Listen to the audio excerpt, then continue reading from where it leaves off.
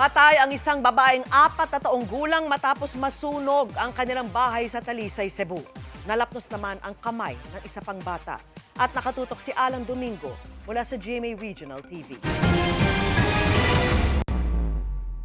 Hindi na muling masisilayan ng kanyang mga mahal sa buhay ang magagandang ngiti at tawa ng 4 na taong gulang na si Edere Burlasa. Nasawi si Edere sa sunog na sumiklab sa kanilang bahay sa Talisay, Cebu nitong Sabado. Nalapnos naman ang kanang kamay ng kasama niya noong 6 na taong gulang na tiyuhin. Ayon sa lula ng 2 biktima, natutulog ang mga bata sa kwarto sa ikalawang palapag nang mangyari ang sunog. Wala noon ang ina ni Edere habang nagtitinda sa palengke ang kanyang lola.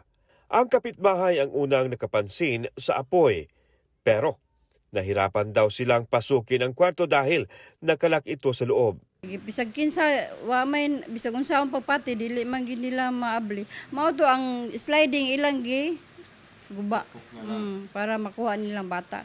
Nagkayo-kayo naman. Mao to ilang gisabayagan og tubig.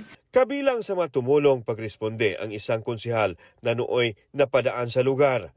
Buhay pa raw nadala sa ospital si Adre, pero binawian ng buhay kalaunan dahil sa matinding lapno sa katawan.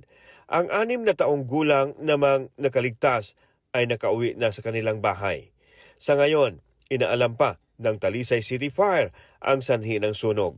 Nakita ginamo dito nga initially ang hinungdan jud nato ang initially ginamo na investigation nato ang katud yung clip pan nga gi-clip sa bangko natagak sa sahog possible jud nga katud siya ni overheat unya naa siya sa mga sininaan.